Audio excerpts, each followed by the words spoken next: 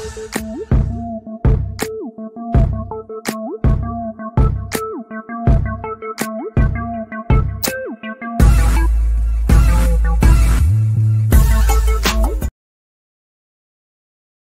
大家好。今日咧就講翻喺澳洲發生嘅事啦。咁大家都見到喺好多外媒或者喺中文同埋香港嘅媒體都有報道關於任建峰同我嘅喺澳洲嘅消息。咁我特別以任建峰為主添啦，因為佢直頭係喺一個政治風眼裏邊，我覺得佢係。咁點解咧？事緣就係佢近日咧，就喺澳洲發現到喺佢住嘅地區城市啦，喺墨爾本啦，喺佢所住嘅一啲社區附近咧，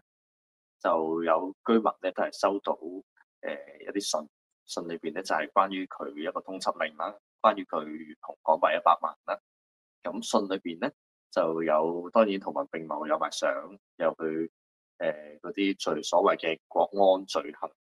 跟住最特別嘅咧有兩點喎，封信裏邊有佢又分別報咗兩個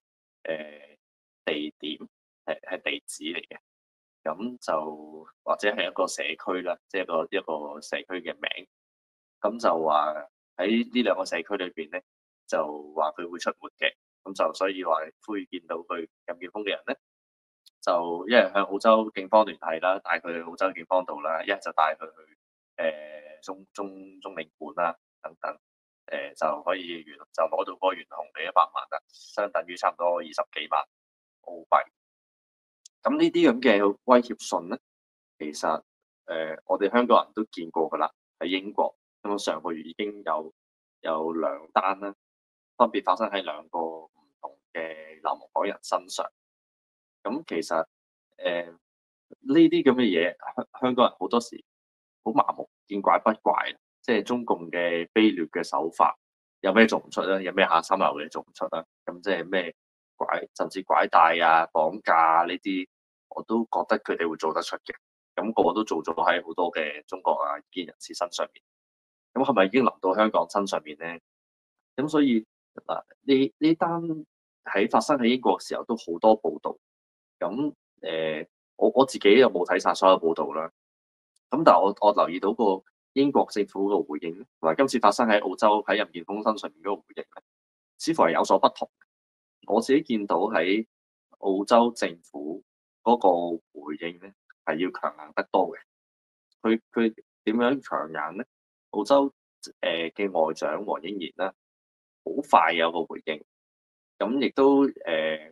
回應前後咧，我知道都了解同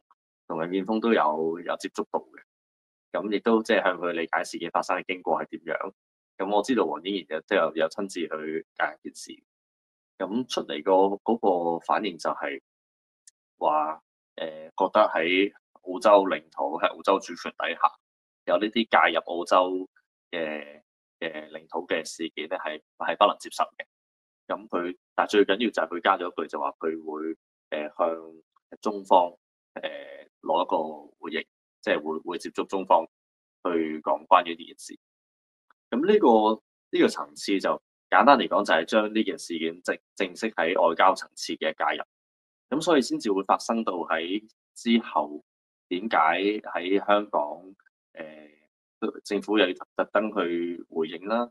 喺國安公署又要回應啦。咁但係當然你見到國安公署同政府個回應就係簡單嚟講就話你自編自導自演啦，又話你呢啲即係反中亂港分子啊，即係嘅首要守護分子去形容我哋係自編自導自演，即係旨在挾持住即係西方國家同埋領袖去到唱衰中國啊，去到玩呢啲把戲啊等等，都係下散一萬字啊，都係話我哋自己自編自導自演啦。咁佢有交代話，我哋係唔會出匿名信嘅，亦都唔會用非法手段嘅，有咁樣講嘅。咁但係我哋抽離啲去睇，當我哋睇到呢一張嘅所謂信件啦，其實真係成個香港警察嘅通緝令 copy 咗佢，差唔多係冇咗嗰個警察嘅 logo 嘅啫。所有個格式啦、行文啦，全部都係同香港嘅通緝令非常之類似嘅時候，你可以話唔係你出嘅，你可以話係其他人做嘅，但係大家都知道你可唔可以係你暗地裏請人做咧？你可唔可以暗地裏去鼓勵人哋做咧？你會唔會知道有人去做而默許佢去做咧？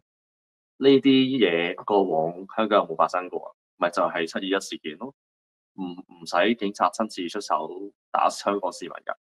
你可以暗地裏透過一啲人握手去揾黑社會去做，或者當黑社會做嗰陣，你有默契唔出現唔執法，咁件事就成咗咯。咁所以同政府自己做有乜分別咧？我哋香港人就想質問。咁要知道喺呢件事上面，雖然已經陸續發生緊喺英國發生，而家去到澳洲，但係都係我唔會夠膽講得好輕鬆嘅，因為當你件事件特別佢有啲行文用字裏邊個封信係暗示你帶任建峰去澳洲警察度都得嘅話咧，其實都係某個作用，就係佢想詆毀任建峰喺澳洲社群裏邊，或者喺自己嘅生活嘅圈子裏邊嗰個聲譽。如果你喺身處澳洲，亦都可以將任建峰即係帶去澳洲警察都得嘅話，就簡單嚟講，佢喺澳洲一個罪犯啦，暗示緊佢係一個澳洲嘅罪犯，佢係澳洲社群一啲破壞治安、破壞法治嘅分子啦，即係壞分子啦，所以先至可以帶去澳洲警察度噶嘛。咁但係實情係唔得噶嘛。咁當然呢個係其中一種詆毀佢、抹黑佢、造謠嘅手法啦。咁但係另外都難保有一啲分子，即係有啲人真係誤會咗，即係冇跟開國際政治，唔係太知任建峰係邊個嘅時候，覺得真係發現咗佢，真係公民拘捕，將佢夾翻去警署，用暴力即係用基本武力去到制衡佢，係有可能發生嘅。咁所以任建峰喺一篇回應嘅文章咧，即係因為呢件事之後，任建峰受到好多媒體關注，寫一篇好好嘅文章，佢解釋點解自己有一個懸紅令喺自己嘅身上面啦，點解俾人通緝啦？其實佢用一個好簡單嘅講法，話俾即係西方社會聽，呢封信嘅含義係咩？呢封信嘅含義簡單嚟講就係唔該你綁架任建峰翻嚟啦，俾我啦，交人俾我。簡單嚟講就係咁樣。所以背後嘅含義就係話，鼓勵呢度嘅社群，或者鼓勵呢度嘅即係可能不法甚至不法分子添，用武力啦，去用暴力啦，去監視佢，去騷擾佢啦。咁所以我哋唔可以係雖然我講得好輕鬆，但係件事係一啲都唔係輕鬆嘅事嚟。咁所以我知道任建峰都係會小心嘅人啦。咁但係你都想象下，即係呢啲事發生咗之後，有呢啲咁嘅傳單話要捉佢，跟住有獎賞喺澳洲嘅領土發生嘅，係呢個唔係一個跨境執法，唔係一個外國干預啦，好明顯係啦。咁就仲要想象下喺佢身邊嘅人，即係屋企人啦、同事啦、朋友圈子啦，即係會唔會其實將封信嘅目的都係想影響到你嘅生活，令到你生活嘅社群嘅圈子裏邊諗多諗，哇！任建峰嚟到澳洲都係咁麻煩，有通緝令，跟住又搞到上晒新聞，又話可以捉佢，係咪我應該同佢保持距離咧？係咪同佢有任何嘅來往都應該小心咧？呢個正正就係中共想做到嘅目的。咁雖然我知道嚟到澳洲個效果唔會係好大嘅，因為話晒都係即係任建峰其實都係根本就係澳洲人啦，揸澳洲嘅護照啦。咁亦都喺度生活咗咁耐，亦都同即係政界啊、社會賢達啊有好緊密嘅關係。咁當然唔會因為呢啲咁嘅信件會影響到佢啦。咁但係實際可能係一啲情緒上啦，即係話俾香港人聽，即係我而家係會繼續監視你，繼續打擊你，繼續跟蹤你、target 你。其實我諗就係呢個意思。咁我諗點解好多記者問我點解呢個時候發生要寫呢啲信咧？我嘅感覺就係、中共喺過去5年以嚟，反送中運動之後立咗國安法，之後立埋23條，做咗好多嘅即係公開嘅陳述啦，公開嘅 statement，話點樣講話要緝拿你啊，點樣話你哋係反中亂港啊，話終身追捕啊，話我哋要喺驚恐裏邊生活啊，講咗好多次，跟住通緝令又好高調咁樣做，甚至對我添啦，即係比通緝令更加多，就係、又會誒、呃、有法庭嘅破產令啦，法庭嘅財產充公令啦，全部都有。咁對我同林健鋒都有騷擾，即係我哋嘅即係香港嘅屋企人啦，即係親友啦、遠親都好啦，佢都騷擾。咁所有招數都做晒之後，似乎冇辦法令到我哋噤聲。咁但係你留意之前所有好多嘅即係招數咧，所謂嘅招數咧，都係公開咁做嘅，都係透過叫做即係香港警察，透過公開記者會，透過或者香港嘅法庭去頒令等等，跟住隔空傳過嚟，都叫做公開咁做啦。咁但係似乎我自己嘅判斷就係、中共覺得呢啲公開嘅招數都冇用啦。咁喺過咗5年，一啲成績都冇，所以佢點解越通緝得越多人？你因為一個都捉唔到，而且亦都一個都影響唔到佢哋唔發聲。咁所以我覺得香港政府係咪覺得要私底下做啲嘢，或者鼓勵一啲人去做啲嘢，去寫呢啲咁嘅信，要嘗試用呢啲威嚇武力嘅方法，威脅使用暴力等等，威脅佢哋屋企人同埋生活圈子，影響你份工等等，去到令我哋呢啲流亡海外，仲高調為香港自由民主發聲嘅人，去打擊佢哋咧。呢個就係我覺得呢封信喺嚟到澳洲，或者之前嗰兩封信去到英國，佢話要緝拿呢啲咁嘅流亡港人，最大嘅目的係咁樣。咁當然係好卑鄙啦，當然係即係你話佢警察城市或者警察國家，我覺得都已經太抬舉佢咧，根本就係黑社會同流民嘅國家咯，嗰個共產黨係之下。咁任建峰就係一封信啦。如果大家都留意發生喺我身上面，都仲有一件事嘅，同連埋任建峰嗰封信一齊去報道嘅就係差唔多喺即係呢段時間裏邊，我都收到，我就唔係信，又唔係我親自收到，係我做係我喺一個執業嘅律師樓裏邊收到一份傳單，一份傳單咧就係澳洲警察通知我哋嘅，佢話喺澳洲即係我住嘅城市阿德萊德啦，裏邊有一間清真寺收到一張你哋律師樓嘅傳單，裏邊係即係推廣你嘅喎，即係我啦，佢用晒律師樓嘅 logo、律師樓嘅聯絡方法、電郵等等啦，有我張相，裏邊咧就係話許智峰係一個撐以色列，即又支援猶太社群嘅民主鬥士，咁咧就會幫猶太社群咧去一齊帶領去打呢場仗，去消滅呢啲嘅巴勒斯坦啊，或者係穆斯林嘅社群，佢哋嘅恐怖主義等等。咁好簡單就話俾我聽，就話俾呢張傳單就話俾人聽，我係撐以色列、撐猶太人去打巴勒斯坦嘅，同埋去針對住話穆斯林全部都係恐怖分子嚟嘅等等。呢啲嘅傳單去到一個清真寺，個效果就係、其實就係要引起公憤，因為喺澳洲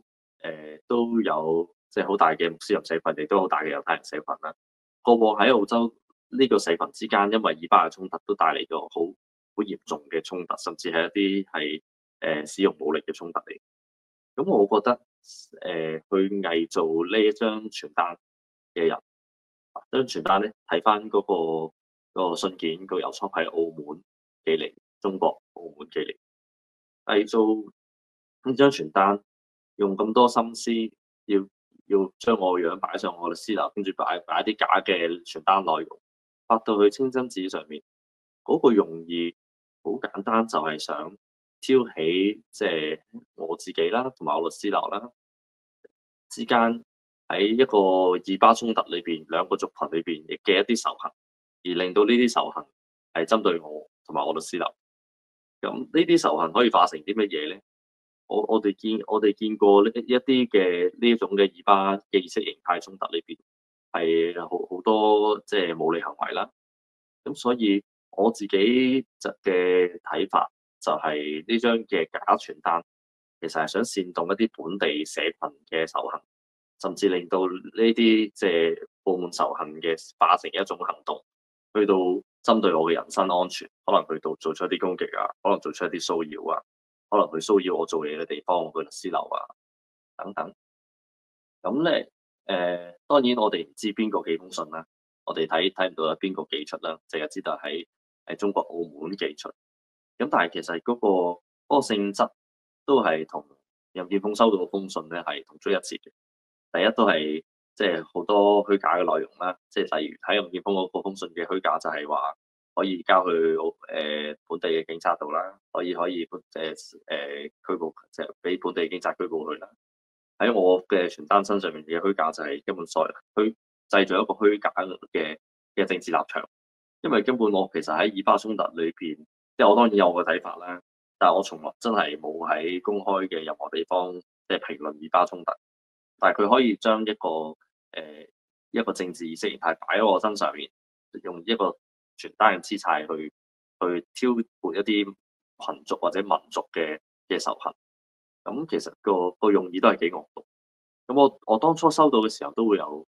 感覺，都係令我驚訝嘅。第一驚訝就係，即係如果過往警察寫信俾我啊，透過法庭頒令啊，我都好慣嘅。但係第一次用一啲假資料、假資訊，係喺我社群身邊發生，亦都係去到我做嘢個私人嘅地方咧，我都係嗰刻我都係冇諗過嘅，即係原來已經玩到咁難。咁即係，但係當然而家諗翻轉頭，有咩再難嘅做唔出啊？係咪？咁呢單假傳單案同埋任建峰嗰單收嘅信咧，我知道呢度嘅外長都係一並處理，都係會同中方咧直接去交涉。咁所以點解見到中方嘅回應都即係主要係回應任建峰嗰單啦，都會包埋我名落去嘅。咁其實都係即係我哋兩位喺澳洲高調發聲嘅被通緝流亡港人所面對嘅境況。我自己咧會預期呢啲情況都會繼續出現㗎，因為而家我收到嗰張傳單啊，可能我嗰張通緝令跟住俾我啲居民，我住嘅範圍嘅居民裏邊，又話見到我要通緝南北案啊，嗰封信咧，我全部係預期會發生嘅，我預咗佢嚟㗎啦。咁當然啦，唔係話講得好輕鬆嘅，我都會即係小心面對啦。咁我都會同屋企人做好準備啦，即係會有壞啲嘅打算，會唔會真係會有啲收到啲滋擾啦，或者住嘅地方啊，即係做嘢嘅地方。咁但係我嘅態度依然都係我係唔會噤聲嘅。我見到任建峰嘅態度都係冇打算係停止對香港嘅評論嘅。我哋點解要噤聲咧？即係我哋已經喺一個安全自由嘅國度裏邊。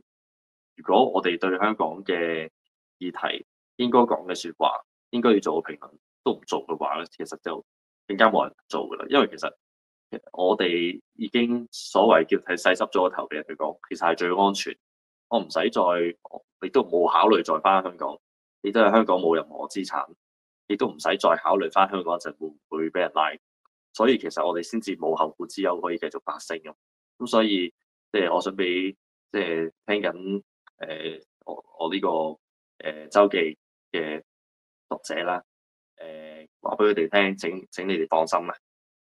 我係會繼續發聲嘅，我唔會俾呢啲咁嘅流民政府啦、黑社會勢力啦、呢啲嘅武力威嚇啦去嚇怕。我覺得繼續為香港民主自由發聲係一種使命嚟。咁同埋我嘅態度就係我會繼續好公開嘅生活，繼續公開正常自在嘅生活。我其實係咁多個受通緝嘅流亡者裏邊，我懷疑我係唯一一個係好公開我工作地方同埋地址嘅一個流亡者嚟嘅。因為我就唔信，即係你係咪中共再惡都好，再離譜都好，係咪上我律師樓去綁架我啊，或者對律師樓進行攻擊啊，去破壞啊，甚至寫信去呢度嘅法庭，寫信呢度嘅律師樓，寫去呢度嘅律師會，我又相信佢咁樣做都係自取其辱啦。咁所以我會俾佢知道，即係壓迫過嘅人嚟講，我都係會好公開、好自在、好安穩咁樣生活。咁呢種我覺得係一個流亡者我應該有嘅態度啦。雖知流亡者裏邊有好多唔同嘅背景啦，有啲年紀輕啲啦，咁可能可以受到嘅壓力或者接受嘅壓力係唔同。咁但係起碼我可能講喺受通緝、受打壓啊、通緝令啊、控罪啊、法庭命令都係受最多之一嘅流亡者呢邊。起碼我自己係最大，我就係會繼續公開發聲。咁希望香港人會繼續留意呢啲事態發展啦。咁可能嚟緊收到通緝令嘅即係流亡者都會陸續收到呢啲嘅資料啦，呢啲嘅信啦，喺唔同國家都會發生啦。咁我希望即係我哋呢啲嘅例子，我哋嘅態度點樣處理啊？點樣同澳洲嘅政府去處理啊？都可以變成佢哋喺其他國家嘅參考啦。咁最後都係希望香港人除咗留意我哋流亡咗出邊嘅發聲嘅香港人，都要繼續留意喺香港發聲唔到，但係都係繼續去堅忍咁樣生活嘅香港人啊，特別係場內嘅香港人啊，好多嘅手足啦，我都需要我哋關心留意。咁希望大家都可以一切安好。